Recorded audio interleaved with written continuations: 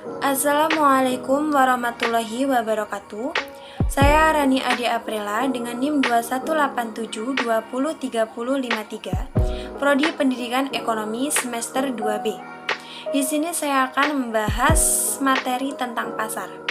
Dapat kita ketahui di era globalisasi seperti sekarang ini, transaksi ekonomi dapat dilakukan secara online atau biasa kita kenal dengan adanya situs aplikasi marketplace, sehingga jangkauan pasar lebih luas dan juga pasar dapat dilakukan dimanapun, kapanpun, dan dengan siapapun. Langsung saja kita pada poin yang pertama, yaitu pengertian pasar. Dalam arti sempit, pasar merupakan tempat bertemunya antara penjual dan pembeli untuk melakukan kegiatan jual beli. Sedangkan dalam arti luas, pasar merupakan sarana bertemunya antara penjual dan pembeli, baik secara langsung maupun tidak langsung, untuk melakukan jual beli atau proses interaksi antara penjual dan pembeli untuk mencapai kesepakatan harga dan barang atau jasa yang diperjualbelikan.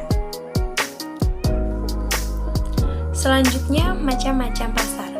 Pasar dibedakan menjadi 5. Yang pertama berdasarkan wujudnya, yang kedua berdasarkan barang yang diperdagangkan, yang ketiga berdasarkan luas jaringan distribusi, yang keempat berdasarkan waktu penyelenggaraan, yang kelima berdasarkan organisasi atau strukturnya. Kita bahas satu persatu. Yang pertama yaitu berdasarkan wujudnya.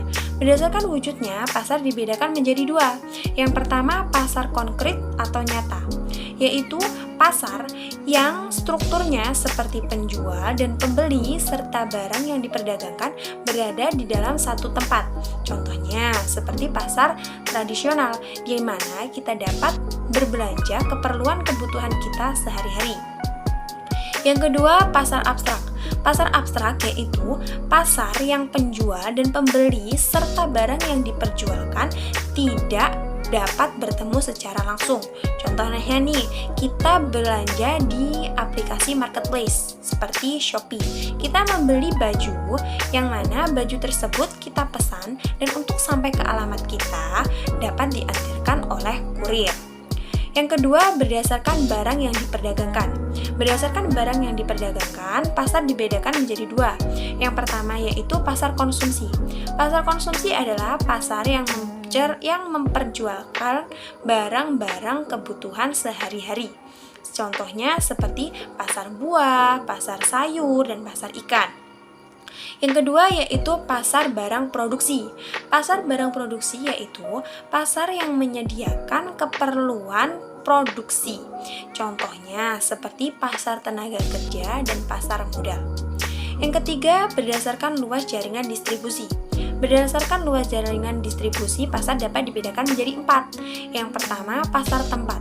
Pasar tempat yaitu pasar yang digunakan oleh masyarakat di wilayah daerah tersebut dan melibatkan penjual dan pembeli yang berada di sekitar wilayah tersebut. Contohnya seperti pasar tradisional tadi. Yang kedua, pasar nasional.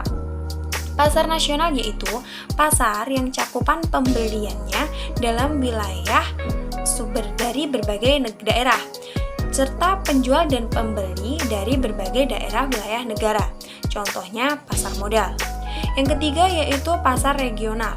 Pasar regional yaitu pasar yang daerah pemasarannya meliputi beberapa negara yang berada di suatu kawasan.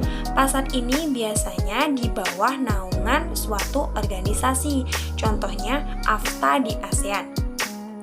Yang keempat yaitu pasar internasional. Pasar internasional yaitu pasar yang menyediakan komoditas barang dagangan di seluruh dunia. Contohnya pasar Intan di Amsterdam. Yang terakhir yaitu berdasarkan organisasi atau strukturnya. Berdasarkan organisasi atau strukturnya, pasar dibedakan menjadi 2. Yang pertama yaitu pasar persaingan sempurna. Pasar persaingan sempurna adalah pasar yang di dalamnya banyak terdapat penjual dan pembeli yang sama-sama telah mengetahui situasi pasar.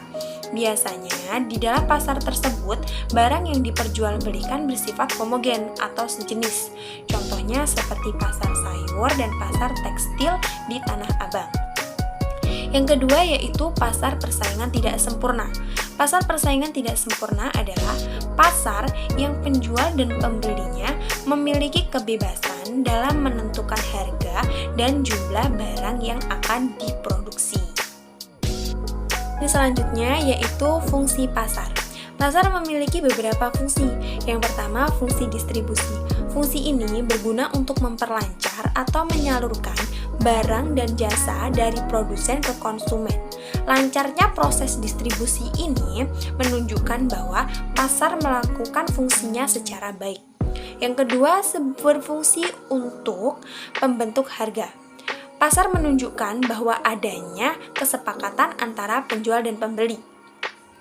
Pembeli biasanya membeli barang dengan memperhitungkan kegunaan serta manfaatnya, sehingga dia menginginkan harga yang lebih murah. Sedangkan pedagang biasanya lebih memperhitungkan laba yang diinginkan, sehingga di antara penjual dan pembeli tersebut terjadi proses tawar-menawar untuk mencapai kesepakatan. Yang ketiga, fungsi promosi. Fungsi ini berfungsi untuk membangkitkan minat konsumen untuk membeli produk yang ditawarkan, serta untuk memperkenalkan produksi barang kepada masyarakat. Melalui fungsi ini, produsen dapat memperkenalkan serta membangkitkan minat konsumen untuk membeli produk yang telah diproduksi. Demikian hasil dari materi yang telah saya jelaskan. Apabila ada salah-salah kata, saya mohon maaf. Saya akhiri. Wabillahi taufiq wal hidayah. Wassalamualaikum warahmatullahi wabarakatuh.